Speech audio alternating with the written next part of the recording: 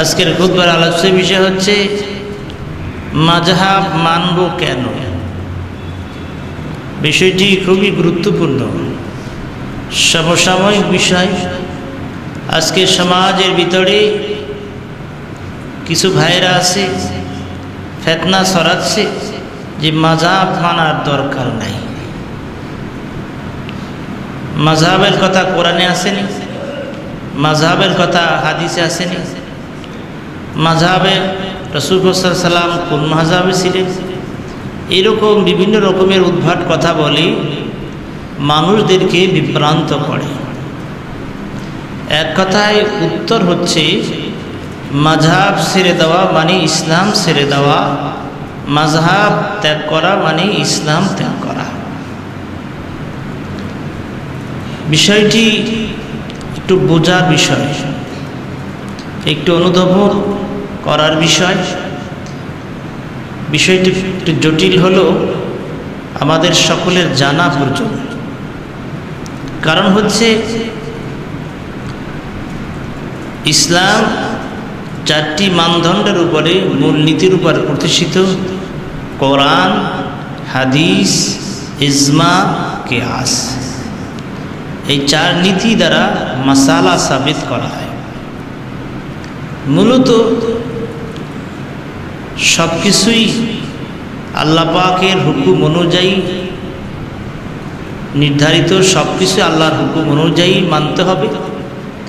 আল্লাহর হুকুম বোঝার জন্যই হাদিস, ইজমা, কিয়াস।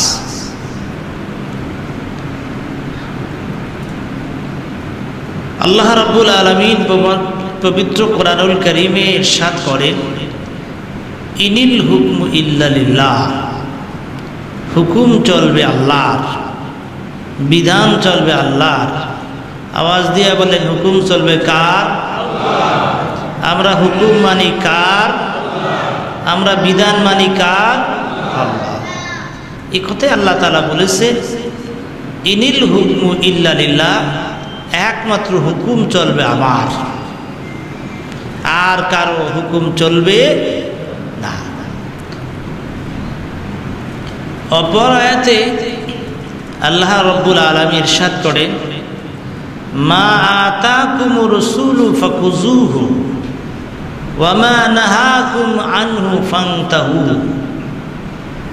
রাসূলুল্লাহ সাল্লাল্লাহু আলাইহি ওয়াসাল্লাম যা বলেন তাহা তোমরা মানো। রাসূলুল্লাহ সাল্লাল্লাহু আলাইহি ওয়াসাল্লাম যার থেকে বিরত থাকতে বলে তার থেকে তোমরা বিরত থাকো। এই আয়াতুল কারীমায় দেখা যায় যে রাসূলের হুকুম মোতাবেক চলতে হবে। আল্লাহ তাআলা জানিয়ে দিলেন, আমার হাবিব যা বলে, মা আতাকুম রাসূল ফাকুযুহু, তোমরা ধরো। জোরে বলুন সুবহানাল্লাহ। নবীজি যা বলে তা তোমরা মানো। নবীজি যার থেকে বিরত থাকতে বলে তার থেকে তোমরা বিরত থাকো। তাহলে এই আয়াতুল কারীমায় বোঝা যায় নবীজির হুকুম মোতাবেক চলতে হবে। নবীজি যা বলবে তা মানতে হবে। নবীজি যার থেকে বিরত থাকতে বলে তার থেকে বিরত থাকতে হবে। পূর্বে আয়াতে আমরা তেলাওয়াত করলাম, সেখানে আল্লাহ পাক বললেন হুকুম চলবে একমাত্র আমি আল্লাহর, আর কারো হুকুম চলবে না। পরবর্তী আয়াতে আল্লাহ তাআলা বললেন হুকুম চলবে আমার নবীর। জোরে বলুন সুবহানাল্লাহ। তাহলে দুই আয়াতে দুই রকম বক্তব্য আমরা পেলাম। সূরা নিসা 59 নম্বর আয়াতুল কারীমায় আল্লাহ সুবহানাহু ওয়া তাআলা ইরশাদ করেন, ইয়া আইয়ুহাল্লাযীনা আমানু আতিউল্লাহা ওয়া আতিউর রাসূলা ওয়া উলিল আমরি মিনকুম। জোরে বলুন সুবহানাল্লাহ। আমার আল্লাহ তাআলা জানিয়ে দিলেন, ইয়া আইয়ুহাল্লাযীনা আমানু, হে ঈমানদারগণ, আতিউল্লাহ, ইতাআত করো আল্লাহর, অনুসরণ করো আল্লাহর হুকুম, মানো আল্লাহর, ইত্তেবা করো আল্লাহর। জোরে বলুন সুবহানাল্লাহ। এরপরে আমার আল্লাহ তাআলা আবার জানিয়ে দিলেন ওয়া আতিউর রাসূল, ইতাআত করো রাসূলের, হুকুম মানো রাসূলের, ইত্তেবা করো রাসূলের, বিধান মানো রাসূলের। অন্য আয়াতুল কারীমে আল্লাহ তাআলা আরো সুন্দর করে জানিয়ে দিলেন কুল ইন কুনতুম তুহিব্বুনাল্লাহ ফাত্তাবিউনি ইউহিব্বুকুমুল্লাহ। তোমরা যদি আল্লাহ পাকের দরবার থেকে মাপ পেতে চাও, তোমরা যদি আল্লাহ পাকের দরবার থেকে ক্ষমা পেতে চাও, ফাত্তাবিউনি, তাহলে রাসূলের ইত্তেবা করো। ঘোষণা কার? জোরে বলেন, আরো জোরে ঘোষণা কার? আল্লাহ। সূরা নিসা 59 নম্বর আয়াতে আল্লাহ তাআলা জানাই দিলেন, হে ঈমানদারগণ, ইত্তেবা করো, ইতাআত করো, হুকুম মানো আল্লাহ, ওয়া আতিউর রাসূল, হুকুম মানো রাসূলের। এরপর আমার আল্লাহ তাআলা আরো জানাই দিলেন ওয়া উলিল আমরি মিনকুম, ইতাআত করো, অনুসরণ করো তোমাদের উলিল আমর, যারা তোমাদের অভিভাবক, উলিল আমর। উলিল আমরের ব্যাখ্যা এসেছে মাযহাবের ইমামগণ, মুজতাহিদগণের তোমরা অনুসরণ করো। তো এই আয়াতের কারিমায় আল্লাহর ইতাআতের কথা বলা হয়েছে, রাসূলের ইতাআতের কথা বলা হয়েছে, মাযহাবের ইমামগণের ইতাআত করার কথা বলা হয়েছে। জোরে বলুন সুবহানাল্লাহ। প্রথম আয়াতুল কারীমে যেটা তেলাওয়াত করলাম সেখানে আল্লাহ বললেন হুকুম মানো আল্লাহ, আর কার হুকুম মানা যাবে না।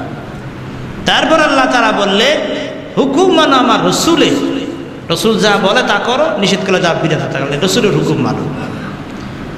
তৃতীয় আয়াতের অংশে সূরা নিসা 59 নম্বর আয়াতের অংশে আল্লাহ বলেন ওয়া উলিল আমরি মিনকুম, এবং তোমাদের উলিল আমর মাযহাবের ইমামগণ, মুজতাহিদগণের তোমরা ইতাআত করো। এখানে তিনটা বিষয় আসে, আল্লাহর হুকুম মানো, নবীজির হুকুম মানো, মাযহাবের ইমামগণের হুকুম মানো। জোরে বলুন সুবহানাল্লাহ। মূলত বিষয় একটাই, যদি আমরা একটু বিশ্লেষণ করি, একটু বোঝার চেষ্টা করি, তাহলে আমরা বুঝতে পারবো যে তিন অনুসরণের, আল্লাহর ইতাআতের অনুসরণ, নবীজির অনুসরণের, উলিল আমরের অনুসরণের মূলত বক্তব্য এক। তা কি করে? আল্লাহর কথা, কোরআন, আল্লাহ পাক যা বলেছেন, আল্লাহ পাক যা নির্দেশ দিয়েছেন, আল্লাহ তাআলা যা হুকুম করেছেন, এটাই আমার নবীজি বুঝিয়েছেন। বলেন সুবহানাল্লাহ। নবীজি আল্লাহর কথাটাই বুঝিয়েছে। আল্লাহর হাবিব নিজ থেকে বানিয়ে কোনো কথা বলে নাই। কোরআন বলছে ওয়ামা ইয়ানতিকু আনিল হাওয়া ইন হুয়া ইল্লা ওয়াহিয়ুহা। আমি যা আমার বন্ধুকে বলতে বলি তাহাই বলেন, আমি ওই হিসাবে যা বলতে বলি তাহাই বলেন, তিনি নিজ থেকে বানিয়ে কোনো কথা বলেন না। জোরে বলুন সুবহানাল্লাহ। মা আয়েশা সিদ্দিকা রাদিয়াল্লাহু তাআলা আনহার কাছে প্রশ্ন করা হলো নবীজির চরিত্র কেমন, নবীজি কি আমল করতেন, কিরকম চলতেন, আমাদেরকে একটু বুঝান। হযরত আয়েশা সিদ্দিকা রাদিয়াল্লাহু তাআলা আনহা বলেন, তোমরা কি কোরআন পড়ো না? তোমরা কি কোরআন পড়ো না? সাহাবায়ে কেরাম কোরআন পড়ে না, তা কি কোরআন পড়ে? সাহাবায়ে কেরাম কোরআন বুঝে না, তা কি বুঝে? আয়েশা সিদ্দিকা রাদিয়াল্লাহু তাআলা আনহা বলেন, তোমরা কি কোরআন পড়ো না? কানা কুলুকুহুল কোরআন, কোরআনে যা বর্ণনা এসেছে, যেভাবে এসেছে সেভাবেই নবীজি আমল করেছেন। বলুন সুবহানাল্লাহ। তাই কোরআনের শ্রেষ্ঠ তাফসীর হচ্ছে, কোরআনের শ্রেষ্ঠ ব্যাখ্যা হচ্ছে নবী মুহাম্মদ রাসূলুল্লাহ সাল্লাল্লাহু আলাইহি ওয়াসাল্লাম। আল্লাহর কথাটাই নবীজি বুঝিয়েছেন, আল্লাহর কথাগুলো নবী বুঝিয়ে দিয়েছেন। কোরআনের ব্যাখ্যা হলো হাদিস, কোরআনের তাফসীর হলো হাদিস, কোরআনের বিশ্লেষণ হলো নবীজির বয়ান। তাহলে আল্লাহর কথাটাই বুঝিয়েছেন নবীজি, নবীজি নিজ থেকে বানিয়ে কোনো কথা বললেন নাই। সুতরাং নবীজির ইত্তেবা করা, নবীজির হুকুম মানা মানা আল্লাহর হুকুম মানা, ঠিক কিনা? আল্লাহ বলছে মান আতাল্লাহ ফাকাদ আতা রাসূল, যে রাসূলের ইত্তেবা করলো, যে রাসূলের অনুসরণ করলো সে আল্লাহর অনুসরণ করলো, যে রাসূলের পায়রূপী করলো সে আল্লাহর পায়রূপী করলো, যে আল্লাহ নবীর হুকুম মানলো সে আল্লাহর হুকুমই মানলো। জোরে বলো সুবহানাল্লাহ। 3 নম্বরে আল্লাহ তাআলা জানিয়ে দিলেন ওয়া উলিল আমরি মিনকুম, তোমাদের উলিল আমরে, তোমাদের মাযহাবের ইমাম মুজতাহিদগণ ইমামের অনুসরণ করো। মাযহাবের ইমামগণ আল্লাহর নবীর কথা অর্থাৎ হাদিস, আল্লাহর কোরআন ছাড়া কোনো ফতোয়া দেয় নাই। মাযহাবের ইমামগণ হাদিস বিশ্লেষণ করে করে, কোরআনুল কারীম আয়াতগুলো বিশ্লেষণ করে, কোরআনের কোন আয়াতের কি ব্যাখ্যা, কি মাসালা, কি হুকুমের থেকে সাবিত হয়, নবীজি যে হাদিসগুলো বয়ান করেছেন এই হাদিস দ্বারা কি ব্যাখ্যা, কি সাবিত হয়, এগুলো বিশ্লেষণ করে করে যে ফতুয়া দিয়েছেন মাযহাবের ইমামগণ, এই ফতুয়াটাই আমরা মানি। ব্যক্তি মাযহাবের ইমামগণকে আমরা মানি না, কথা ঠিক কিনা? কথা বুঝে থাকলে বলুন, আমরা কি ব্যক্তি মাযহাবের ইমামগণকে মানি না? তারা কোরআন হাদিস বিশ্লেষণ করলে, কোরআন হাদিস বিশ্লেষণ করে যেই মাসালা সাবিত করেছেন, যেই মাসালা ইস্তিনবাত করেছেন, সেটাই আমরা অনুসরণ করি। হাজিরিন, মাযহাব শব্দের অর্থ হলো চলার পথ। মাযহাব শব্দের অর্থ হলো চলার রাস্তা। আর মাযহাব বলতে আমরা যেটা বুঝাই তা হলো মাযহাবের ইমামগণ যেই ফতোয়া দিয়েছেন সেটা কি আমরা অনুসরণ করি। প্রশ্ন আসতে পারে মাযহাবের ইমামগণকে কেন মানব? কারণ কোরআন আছে, আমাদের মাঝে হাদিস আছে।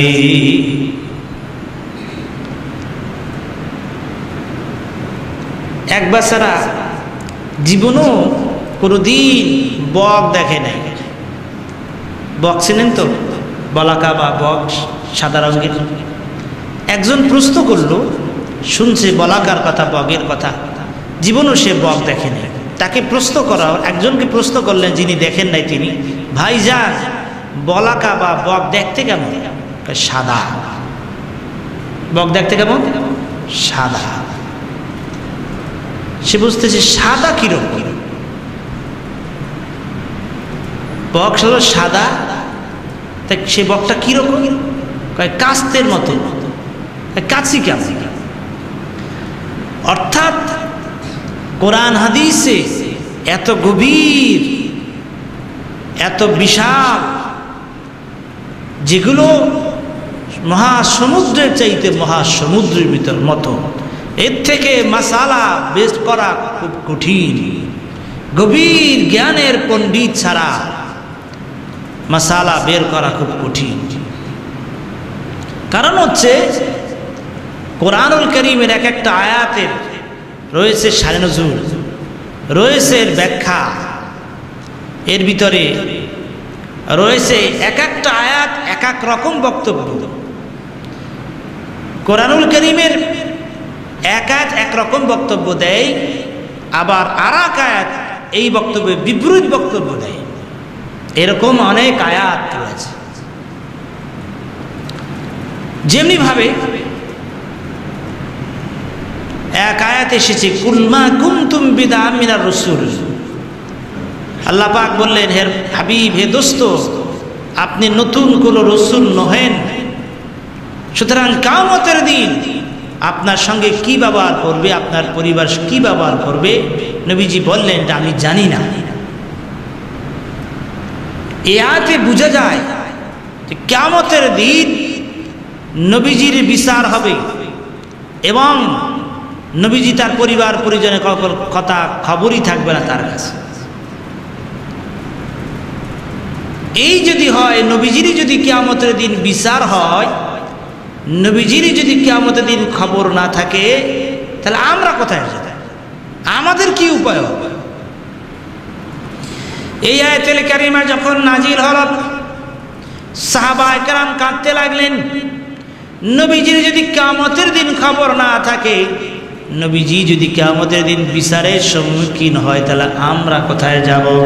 তাই আল্লাহ পাক সাহাবায়ে কেরামের কাদাকে আবেদনকে উপেক্ষা করে সূরা ফাতিহার 2 নম্বর আয়াত নাজিল করে আল্লাহ পাক জানাই দিলেন, বন্ধুরে হাবিব রে, আপনার পূর্বের পরের সব গুনাহগুলো আমি আল্লাহ তাআলা ক্ষমা করে দিয়েছি। আর জোরে বলেন না সুবহানাল্লাহ। সূরা ফাতিহার 2 নম্বর আয়াতে আল্লাহ তাআলা জানাই দিলেন, বন্ধুরে হাবিব, আপনার পূর্বের পরের সব গুনাহ মাফ। আল্লাহু আকবার বলেন। নবীজির তো কোনো গুনাহই নাই, কোনো অপরাধী নাই। যদি অপরাধ না থাকে, গুনাহ না থাকে, তার কি বিচার হবে? এক আয়াতে বক্তব্য দেওয়া হলো কিয়ামতের দিন তার কোনো খবর থাকবে না। অপর আয়াতে বললেন কোনো গুনাহ নাই। তাহলে ওই আয়াত পূর্বের আয়াত পরবর্তী আয়াত দিয়ে মানসুখ হয়ে গেছে। কোরআনে আয়াত আছে, তেলাওয়াত আছে, হুকুম নাই। আয়াত আছে, আয়াতের তেলাওয়াত আছে, আয়াতের হুকুম পরবর্তী আয়াত দ্বারা মানসুখ হয়ে গেছে।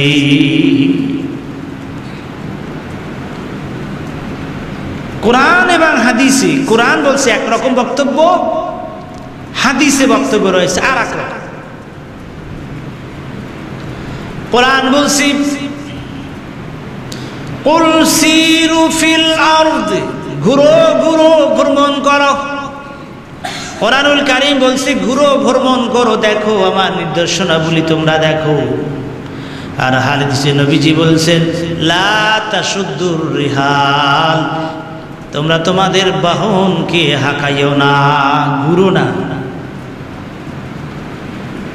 কোরআন এবং হাদিসের ভিতরে যদি দ্বন্দ্ব হয়, কোরআন বলছে একরকম কথা, হাদিসে বলছে আর একরকম বক্তব্য যদি আসে, তাহলে কোরআনের বক্তব্য সঠিক হবে, কোরআনের বক্তব্য ঠিক থাকবে, হাদিস সহিহ হলো মানসুখ হয়ে যাবে।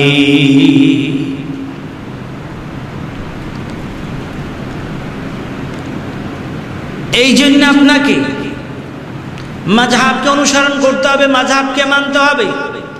কারণ কোরআনুল কারীমের 6666 খানা আয়াতুল কারীমা, মাসালা সম্বলিত 500 আয়াত, লক্ষ লক্ষ হাদিস নবীজি বলেছেন।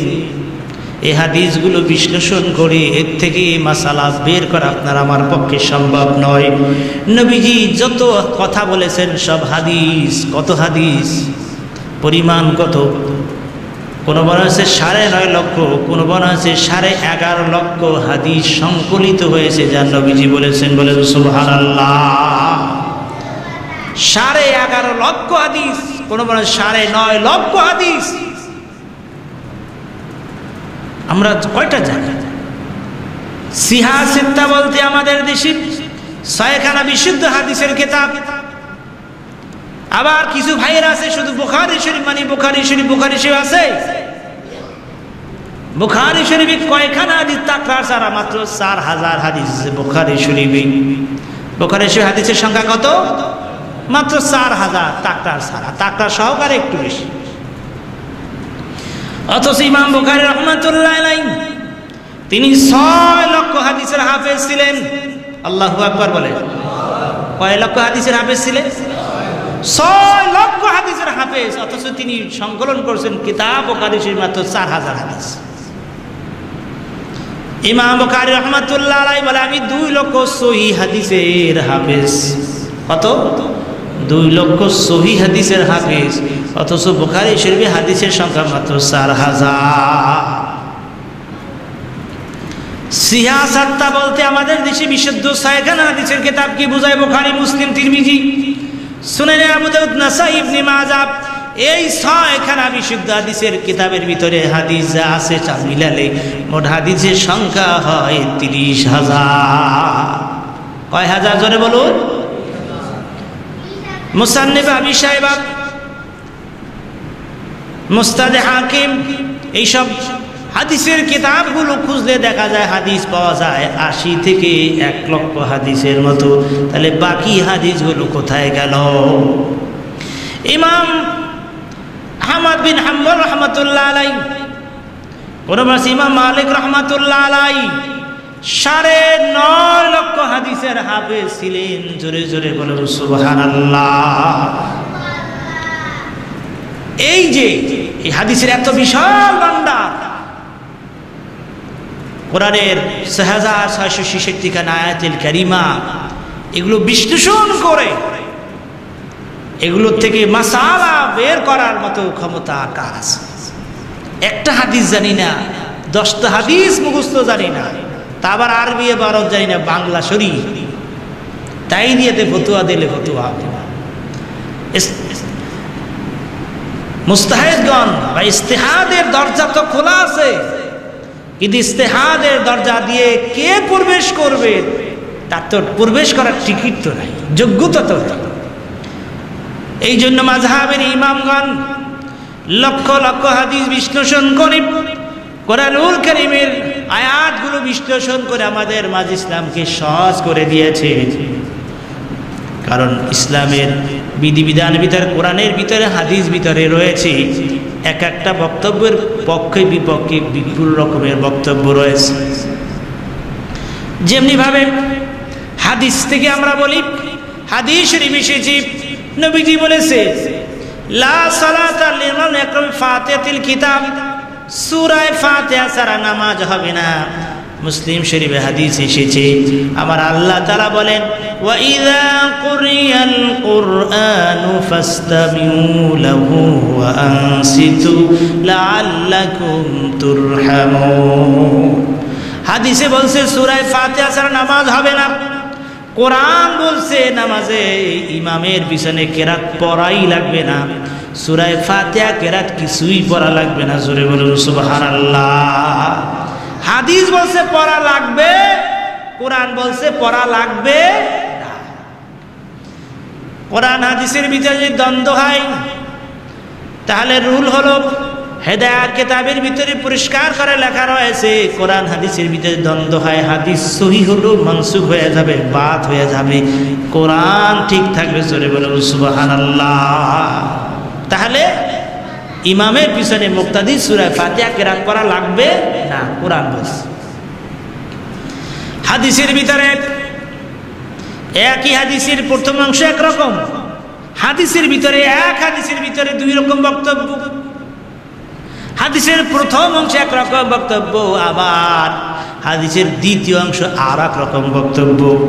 আল্লাহ নবী ইরশাদ করেন ইযা আতাইতুমুল গায়াতা ফালা তাস্তাকবিরুল কিবলাতা ওয়ালা তাস্তাদবিরুহা। নবীজি বলেন তোমরা কিবলাকে সামনে রাইখা অথবা কিবলাকে পিছনে রাইখা তোমরা ইস্তেঞ্জায় বসবা না। তাই তো আমরা যখন ইস্তেঞ্জায় বসি তখন কিবলা কাবা শরীফকে কি সামনে রাখি অথবা পিছনে রাখি? রাখি না। এখান থেকে কাবা শরীফ কোন দিকে? আওয়াজ দিয়ে বলেন কোন দিকে? তাই পশ্চিম দিকে ফিরে ইস্তেঞ্জায় বসা, ইস্তেঞ্জা করা সম্পূর্ণ নিষেধ, মাকরুহ তাহরিমি। কাবার সম্মানে, কাবার তাজিমে কাবা শরীফের দিকে ইস্তেঞ্জা করা অথবা কাবার দিকে পিঠ রেখে ইস্তেঞ্জা করা নিষেধ। তাই তো আমরা পূর্ব পশ্চিম দিকে ফিরে ইস্তেঞ্জায় বসি না বা ইস্তেঞ্জা করি না, ঠিক কিনা বলেন? আমাদের বাথরুমগুলো, টয়লেটগুলো উত্তর দক্ষিণ দিকে নেই। এই হাদিসের দ্বিতীয় অংশে, এই হাদিসের বাকি অংশে নবীজি বলেন ওয়ালাকিন্না শাররিকুহা ওয়া গররিবুহা, তোমরা পূর্ব পশ্চিম দিকে ফিরে ইস্তেঞ্জা করতে পারো, কোনো বাধা নাই। হাদিসের প্রথম অংশে বোঝানো হলো ইযা আতাইতুমুল গায়াতা ফালা তাস্তাকবিরু কিবলাতা ওয়ালা তাস্তাদবিরুহা। ওয়ালাকিন্না শাররিকুহা ওয়া গাররিবুহা, তোমরা কিবলাকে সামনে রাখবেন ইস্তেনজার সময়, কিবলাকে পিছেও রাখবে না, তবে পূর্ব পশ্চিম দিকে ফিরে ইস্তেনজা বসতে পারো, করতে পারো, কোনো বাধা নাই। হাদিসে প্যাঁচ লাগছে কি লাগে নাই? গভীর মনোযোগ। তাহলে হাদিসটা কি বুঝাইলো? হাদিসের শানে নজুল কি, কি প্রেক্ষাপট? এই জন্য হাদিস পাইলেই ফতোয়া দেওয়া যায় না ভাই, হাদিস পাইলেই ফতোয়া দেওয়া যায় না। কারণ হাদিসের শানে নজুল আছে, হাদিসেরও ব্যাখ্যা আছে, প্রেক্ষাপট আছে, জায়গা আছে, স্থান আছে। স্থান কাল পাত্র ভেদে এর ব্যাখ্যা শানে উরুজ বুঝে ফতোয়া দিতে হয়। সেটা কি? তাহলে হাদিসে কি বুঝানো হইল? হাদিসটা এক নম্বরে হাদিসে বুঝানো হইল তা হচ্ছে এই হাদিসটা নবীজি বলেছেন মদিনার লোকের জন্য, মদিনায় বসে হাদিসটা বলেছে নবীজি মদিনার লোকের জন্য বলেছেন। ও মদিনার লোকেরা, মদিনায় বসে হুজুর বয়ান করে বুঝিয়েছেন, ও মদিনার লোকেরা, তোমরা এসে যখন বসবা করবা, কিবলাকে সামনেও রাখবা না, কিবলাকে পিছেও রাখবে না। ওয়ালাকিন্না শাররিকুহা গাররিবুহা, তবে পূর্ব পশ্চিম দিকে ফিরে ইস্তেনজা করতে পারো, কারণ মদিনা শরীফ থেকে কিবলা হইল দক্ষিণ দিক। মদিনা শরীফ থেকে কাবা শরীফ কোন দিকে? এই হাদিসটা তো মদিনার লোকের জন্য বলা হয়েছে। মদিনা পূর্ব পশ্চিম দিকে কিবলা নয়। আমাদের দেশ বাংলাদেশ থেকে পশ্চিম দিকে হইল কাবা শরীফ কিবলা, আর মদিনার লোকের জন্য কিবলা হইল দক্ষিণ দিকে। তাই নবীজি বলেছেন তোমরা দক্ষিণ দিকে ফিরে ইস্তেনজা করো না, পূর্ব পশ্চিম দিকে করো। তাহলে হাদিস পাইলি ফতোয়া দেওয়া যায় না, হাদিস পাইলি এর দ্বারা মাসালা ইস্তেনবাত করা যায় না, কারণ সব হাদিস দিয়ে মাসালা সাবিত হয় না। বাবার আমার, ভাইয়ের আমার, এই জন্য আল্লাহ নবী বিদায় হজের ভাষণে বলে গেছেন, তারাকতু ফীকুম আমরাইন লান তাদিল্লু মা তামাসসাকতুম বিহিমা কিতাবাল্লাহি ওয়া সুন্নাতা রাসূলি। আল্লাহ নবী বিদায় হজের ভাষণে তিনি বলে গেছেন, আমি তোমাদের মাঝে দুইটা জিনিস রেখে যাচ্ছি, এক হইল কিতাব আল্লাহ, আল্লাহর কোরআন, আর হলো নবীর সুন্নত। আল্লাহর কোরআন এবং নবীর সুন্নত ধরতে পারো তখন, তাহলে তোমরা কোনোদিন বিপদগামী হবে না। অথচ নবী তো বলার কথা ছিল কিতাব আল্লাহ ওয়া হাদিস, তোমরা কোরআন এবং হাদিস আঁকড়িয়ে ধরো। বিদায় হজের ভাষণে নবীজির বলা উচিত ছিল তোমরা কোরআন এবং হাদিস আঁকড়িয়ে ধরো, যেটা আমরা বলি কোরআন হাদিস আঁকড়িয়ে ধরো। অথচ নবীজি বললেন কোরআন এবং সুন্নাহ আঁকড়িয়ে ধরো, কিতাবাল্লাহি ওয়া সুন্নাত রাসূলি, বিখ্যাত হাদিস। নবীজি বিদায় হজের ভাষণে তিনি বললেন তোমরা কোরআন আঁকড়িয়ে ধরো, সুন্নাহ আঁকড়িয়ে ধরো। আমরা যেভাবে বলি কোরআন হাদিস আঁকড়িয়ে ধরো, নবীজি কিন্তু এই কথাটা বলেন নাই। কারণ কি? কারণ আছে, এর ব্যাখ্যা আছে। সব হাদিস সুন্নত নয়, সব হাদিস দিয়ে সুন্নত সাবেত হয় নাই। কিভাবে? আল্লাহ নবী মক্কা শরীফ থেকে মদিনায় আসার পর দীর্ঘ 16 থেকে 17 মাস বাইতুল মুকাদ্দাসের দিকে ফিরে নামাজ আদায় করেছিলেন। কোরআনেও আছে, একথা হাদিসেও আছে। আল্লাহ নবী মদিনা আসার পর দীর্ঘ 16 থেকে 17 মাস বাইতুল মুকাদ্দাসের দিকে ফিরে নামাজ আদায় করেছিলেন। 16 থেকে 17 মাস পরে একদা জোহর অথবা আসরের নামাজ আল্লাহ নবী ওই মদিনার অদূরে জুল কিবলাতাইন, একটা মসজিদ আছে, 2 কিবলাওয়ালা মসজিদ আছে, ওই জুল কিবলাওয়ালা 2 কিবলাওয়ালা মসজিদে নবীজি জোহর অথবা আসর নামাজ পড়তেছিলেন। 2 রাকাত নামাজ পড়া হয়েছে। এরপর জিবরাইল এসে হাজির হয়ে গেছে। নবীজির কানের পরে মুখ লাগায় বলতেছে, ইয়া রাসূলুল্লাহ, ইয়া হাবিবাল্লাহ, আপনার মনের খবর আল্লাহ বুঝে ফেলেছেন। আল্লাহু আকবার বলে। কোরআন বলছে, قد نرى تقلب وجهك في السماء, বন্ধুরে আপনি আকাশের দিকে তাকান, কিছু বলেন না। আপনার মনের ভিতরে তাকাজা হলো, মনের ভিতরে আকাঙ্ক্ষা হলো আপনার জন্মভূমি, আপনার মাতৃভূমি, আপনার জন্মস্থান, আপনার দেশ মক্কা শরীফ, কাবাগার যদি আমি কিবলা বানায় দিতাম, এটা আপনার মনের তাকাজা আমি আল্লাহ বুঝে ফেলেছি। আর নয় বাইতুল মুকাদ্দাসের দিকে ফিরে নামাজ, বাকি 2 রাকাত নামাজ আপনার জন্মভূমি মাতৃভূমি মক্কা শরীফের দিকে ফিরে আদায় করুন। জোরে বলুন সুবহানাল্লাহ। নবীজি বাকি 2 রাকাত নামাজ মক্কা শরীফের দিকে ফিরে আদায় করলেন। প্রথম 2 রাকাত নামাজ পড়েছেন বাইতুল মুকাদ্দাস, ওখান থেকে উত্তর দিকে, মদিনা শরীফ থেকে বাইতুল মুকাদ্দাস হলো উত্তর দিকে, কাবা শরীফ হলো দক্ষিণ দিকে। এতক্ষণ নবীজি উত্তর দিকে ফিরে নামাজ আদায় করতেছিলেন, যখন আল্লাহর হুকুম হয়ে গেল, কাবা শরীফ কিবলা হয়ে গেল, সঙ্গে সঙ্গে বাকি 2 রাকাত নামাজ ওই মক্কা শরীফ দিকে ফিরি নবী আদায় করলেন। বলেন সুবহানাল্লাহ। এখন যদি আপনি বলেন কোরআনে আছে বাইতুল মুকাদ্দাসের দিকে ফিরে নামাজ পড়ার কথা, নবীজি স্বয়ং সাহাবায়ে কেরামে নিয়ে বাইতুল মুকাদ্দাসের দিকে ফিরে নামাজ পড়েছেন, এখন আমিও পড়ব, বলেন নামাজ হবে? কথা বলেন না, এখন নামাজ হবে? হবে না, কারণ এটা মানসুখ হয়ে গেছে, বিধানটা কি হয়ে গেছে? রহিত হয়ে গেছে, মুলতবি হয়ে গেছে। এখন আর বাইতুল মুকাদ্দাসে ফিরে নামাজ পড়লে নামাজ হবে, কিন্তু মুসলমানদের প্রথম কিবলা হলো বাইতুল মুকাদ্দাস, এটা মানতে হবে, স্বীকার করতে হবে।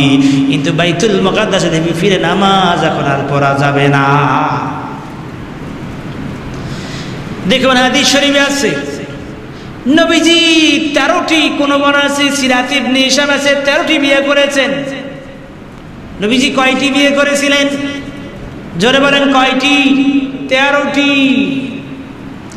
এখন আপনি যদি বলেন নবীজি 13টি করেছে, আমার করতে অসুবিধা কোথায়? হাদিসে আছে তো নবীজি 13টি বিয়ে করেছেন, কিন্তু এই বিধান শুধু নবীজির জন্য খাস, উম্মতের জন্য 4, একটাই যথেষ্ট। বলেন সুবহানাল্লাহ। একসাথে 4-এর অধিক বিবাহ করা উম্মতের জন্য হারাম। তাহলে এই বিধানটা নবীজির জন্য খাস, তাহলে হাদিস পাইলি ফতোয়া দেওয়া যাবে? হাদিসের ভিতরে এসেছে আল্লাহ নবী বলেছেন তোমরা কোরবানির গোশত 3 দিনের বেশি তোমরা রাখবা না। কোরবানির গোশত 3 দিনের বেশি রাখা জায়েজ নাই, হারাম, নবীজি নিষেধ করছে। অথচ অনেকের বাসায় ফ্রিজের ভিতরে এখনো কোরবানির গোশত থাকতে পারে কি পারে না? অপর হাদিসে আছে মায়েশা বলে আমাদের বাসায় কোরবানির গোশত মাসের পর মাস থাকতো। জোরে বলেন সুবহানাল্লাহ। তাহলে ওই হাদিস হলো মানসুখ, এটা হলো নাসিখ, ওটার হুকুম এখন আর নাই। কারণ 1 বছর মদিনাতে দুর্ভিক্ষ চলছিল, এই জন্য নবীজি বলেছেন তোমরা এই বছর কোরবানির গোশত 3 দিন বেশি রাখবে না, সব বিলাই দাও গরিবের মাঝে। দুর্ভিক্ষে চলে গেলে দেশের অবস্থা স্বাভাবিক হয়ে গেল। মায়েশা বলেন এরপরে আমাদের বাসায় মাসের পর মাস কোরবানি গোশত আমরা শুকিয়ে রাখতাম। তাহলে কোরবানি গোশত আপনি মাসের পর মাস রাখতে পারেন, কোনো বাধা নাই। এই কথাগুলো বলার উদ্দেশ্য নেই হাদিস পাইলি বাবা ফতোয়া দেওয়া যায় না, হাদিস পাইলি আহলে হাদিস হওয়া যায় না। নবীজি বিদায় হজের ভাষণে বলেছেন তোমরা কোরআনকে আঁকড়িয়ে ধরো, সুন্নাহকে আঁকড়িয়ে ধরো, হাদিসকে আঁকড়িয়ে ধরো। এই কথা নবীজি একবারও বলেন কোন হাদিসে নেই। কোরআন আঁকড়িয়ে ধরো, সুন্নাহ আঁকড়িয়ে ধরো, নবীজির শেষ বিখ্যাত বুখারী মুসলিমের হাদিস। বাবার আমার, ভাইয়ের আমার, গভীর মনোযোগ। যারা বলে আমরা হাদিস মানি, মূলত তারা যেই বিধানগুলো শরীয়তের মানসুখ হয়ে গেছে সেটাকে উল্লেখ করে সমাজের ভিতরে বিভ্রান্ত ছড়ায়। যেমনি ভাবে একটা মাসালা তা হচ্ছে এই আমাদের ইমানি কলেমা। যারা হাদিস মানে কথা বলে সমাজের ভিতরে বিভ্রান্ত ছড়ায়, তারাই বলে এই যে কলেমা পড়ি আমরা লা ইলাহা ইল্লাল্লাহু মুহাম্মাদুর রাসূলুল্লাহ, তারা বলে এই কলেমা ঠিক নাই, এই কলেমা কোরআনে নাই, হাদিসে নাই। এই কলেমার ভিতরে শিরকের গন্ধ পাওয়া যায়। কেমনে? লা ইলাহা ইল্লাল্লাহ মুহাম্মাদুর রাসূলুল্লাহ, এখানে হওয়া উচিত লা ইলাহা ইল্লাল্লাহ, আল্লাহ ছাড়া কোনো মাবুদ নাই। ও মুহাম্মদ রাসূল এবং মুহাম্মদ সাল্লাল্লাহু আলাইহি আল্লাহর বান্দা এবং রাসূল, সুতরাং ও নাই, সুতরাং মুহাম্মদ আল্লাহ মিলে গেল। আমরা আল্লাহকে আল্লাহ হিসেবেই জানি, তিনি পালনকর্তা, সৃষ্টিকর্তা। মুহাম্মদ সাল্লাল্লাহু আলাইহি ওয়াসাল্লাম আল্লাহর বান্দা এবং রাসূল, ঠিক কিনা বলেন? আল্লাহর পরে সবার উপরে মর্যাদা হলো আপনার আমার নবীর। আল্লাহর পরে তামাম সৃষ্টি জগতের উপরে সবচাইতে মর্যাদাবান শ্রেষ্ঠ মহামানব হলো মুহাম্মদ সাল্লাল্লাহু আলাইহি ওয়াসাল্লাম। আমরা আল্লাহকে আল্লাহ হিসেবে জানি, মুহাম্মদ সাল্লাল্লাহু আলাইহি ওয়াসাল্লাম আল্লাহর বান্দা এবং রাসূল হিসেবে জানি। আল্লাহকে মুহাম্মদ জানি না, মুহাম্মদকে আমরা আল্লাহ মানি না, কথা ঠিক কিনা? মুহাম্মদ সাল্লাল্লাহু আলাইহি ওয়াসাল্লাম আল্লাহর বান্দা এবং রাসূল। এবার গভীর মনোযোগ, আমাদের ঈমানি কলেমা, যেই কলেমা শিখে ঈমানদার হলাম, যেই কলেমা ছোটবেলায় মক্তবে গিয়ে শিখলাম, মাদ্রাসায় শিখলাম, লা ইলাহা ইল্লাল্লাহ মুহাম্মাদুর রাসূলুল্লাহ বলে আমরা ঈমানদার হলাম, ঠিক কিনা বলে? আর যদি কেউ বলে এই কলেমা ঠিক নাই, এই কলেমায় নাকি শিরকের গন্ধ পাওয়া যায়, এই কলেমা পড়লে নাকি সে মুশরিক হয়ে যাবে, তাহলে বোঝা গেল তাদের ফতোয়া অনুযায়ী আমরা সবাই কি হয়ে গেছি? মুশরিক হয়ে গেছি। কারণ এই কলেমা পড়েই তো আমরা ঈমানদার হইলাম, ঠিক কিনা বলে? গভীর মনোযোগ, আমরা যে ঈমানি কলেমা আমরা যে পাঠ করি, তাওহীদের কলেমা যে আমরা পাঠ করি, এটা ঠিক আছে কিনা একটু বিশ্লেষণ করা দরকার আছে কি নাই। কোরআন শরীফ খুলেন, সূরা ফাতিহা 26 নম্বর আয়াতুল কারীমা আমার আল্লাহ তাআলা জানাই দিলেন, ওয়ালজামাহুম কালিমাতিত তাকওয়া। এই কালিমাতুত তাকওয়া, তাকওয়ার কালেমা কোনটি? তাফসীর রুহুল বায়ান বলেন, তাফসীর সামি বলেন, অসংখ্য তাফসীর ভিতরে এসেছে কালিমাতুত তাকওয়া যারা যেই কলেমাকে বোঝানো হয়েছে তা হচ্ছে লা ইলাহা ইল্লাল্লাহু মুহাম্মাদুর রাসূলুল্লাহ সাল্লাল্লাহু আলাইহি ওয়াসাল্লাম। সমাজের ভিতরে বলে বেড়াই কলেমা তো কোথাও হাদিসের ভিতরে নাই। লা ইলাহা ইল্লাল্লাহ হবে, মুহাম্মদ নিচু হবে, একসাথে নাই। অথচ একসাথে এই কলেমা দিছে আছে। বাইহাকি শরীফ খুলেন, হাদিস নাম্বার 6228 আন ওমর ইবনে খাত্তাব রাদিয়াল্লাহু তাআলা আন قال قال رسول الله صلى الله عليه وسلم لما اقترب آدم خطيئته قال يا ربي أسألك بحق محمد لما غفرت لي قال الله تعالى يا آدم كيف عرفت محمدا ولم أخلقه فرأيت على قوائم العرش مكتوبا لا إله إلا الله মুহাম্মাদুর রাসূলুল্লাহ সাল্লাল্লাহু আলাইহি ওয়াসাল্লাম। বাইহাকি শরীফের হাদিসে স্পষ্ট একসাথে কলেমা লেখা আছে। হযরত ওমর ইবনে খাত্তাব রাদিয়াল্লাহু দৃষ্টি বয়ান করেছেন, তিনি বলেন আল্লাহ নবী ইরশাদ করেন, আদম আলাইহিস সালাম যখন খতা হয়ে গেল, আদম আলাইহিস সালাম যখন ভূমে পতিত হইলেন, তখন তিনি বললেন আল্লাহ মুহাম্মদ সাল্লাল্লাহু আলাইহি ওয়াসাল্লামের উসিলা আমাকে maaf করে দেন। আল্লাহ তাআলা বলল, ও আদম, আমি তো মুহাম্মদ সাল্লাল্লাহু আলাইহি ওয়াসাল্লাম এখনো তৈরি করি নাই, এখন আমি তাকে সৃষ্টি করি নাই, তুমি কোথায় পাইলে? কোথায় পাইলে তাকে? কোথায় দেখলি? আদম আলাইহিস সালাম বলে আল্লাহ যখন আমার ভিতর রূহ দিলেন, আমি আরশের দিকে তাকায়া একটা লাইন লেখা দেখেছি, জান্নাতের খুঁটির সাথে একটা লাইন লেখা দেখেছি, জান্নাতি হুর গিলমানের কপাল আমি লেখা দেখেছি, জান্নাতের পাতায় পাতায়, জান্নাতের তাবুতে তাবুতে আমি লেখা দেখেছি, তার একটা লাইন, তা হলো লা ইলাহা ইল্লাল্লাহু মুহাম্মাদুর রাসূলুল্লাহ। আল্লাহ আপনার নামের সঙ্গে আরো একটা নাম, ওই নামের খাতিরে আমাকে maaf করে দিন। জোরে বলো তো সুবহানাল্লাহ। আল্লাহ তাআলা বলে, আদম রে, তুমি ঠিকই বলছো, ঠিকই চিনছো, এতদিন তোমার ক্রন্দন করার প্রয়োজন ছিল না। যখনই তুমি কথা হয়ে গেছে, তখনই তুমি যদি এই মুহাম্মদ সাল্লাল্লাহু আলাইহি ওয়াসাল্লাম দিয়ে মাপ চাইতে, আমি আল্লাহ তাআলা তোমাকে মাফ করে দিতাম। কালেমা তাওহীদ আরশে লেখা, কালেমা তাওহীদ আরশে লেখা, আসি মুহাম্মদ বামিতে আকা, আসি মুহাম্মদ বামিতে আকা, বন্ধুর পাশে বন্ধু বসা, কালিমাতে আছে প্রমাণ। জোরে বলুন সুবহানাল্লাহ। তাহলে আমাদের কালেমা আরশে আজিমে লেখা আছে একসাথে লা ইলাহা ইল্লাল্লাহু মুহাম্মাদুর। আল্লাহ নবী বলেন আমি যখন মেরাজে গেলাম তখন আমি নিজ চোখে লেখা দেখে এসেছি, আরশে আজিমে লেখা, আরশের গায়ে লেখা আছে লা ইলাহা ইল্লাল্লাহু মুহাম্মাদুর রাসূলুল্লাহ। তাহলে হাদিসের ভিতরে একসাথে আমাদের ঈমানি কলেমা লেখা আছে কি নাই? আর আছে কি না? এবার একটু বিশ্লেষণ করেন, সৌদি আরবে দেখবেন, সৌদি আরব কিন্তু মাসালা কিন্তু খুব বিশ্লেষণ করে। তা কি করে? যদি আমাদের কলেমা ঠিক না হইতো, সৌদি আরবের জাতীয় পতাকায় আমাদের ঈমানি কলেমা লেখা আছে কি না? জমজম টাওয়ার আছে, বড় একটা বিল্ডিং আছে যেখানে কলক টাওয়ার আছে, ঘড়ি আছে বড় একটা, ওই ঘড়ির নিচে লেখা ওঠে আল্লাহু আকবার কাবীরা লা ইলাহা ইল্লাল্লাহ, মাঝে মাঝে লেখা ওঠে লা ইলাহা ইল্লাল্লাহু মুহাম্মাদুর রাসূলুল্লাহ। যদি আমাদের কলেমা ঠিক না হইতো তাহলে জমজম টাওয়ার সৌদি আরবের সেই কলক টাওয়ারের নিচে এই কলেমা জায়গা পাইতো না, ঠিক কিনা?